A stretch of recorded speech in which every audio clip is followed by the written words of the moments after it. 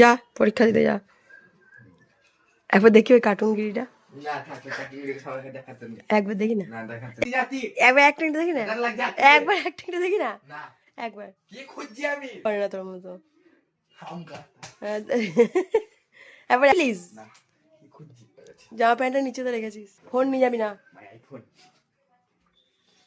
গোপাল। বল না কি পরীক্ষা? এ ছোট লোক বল।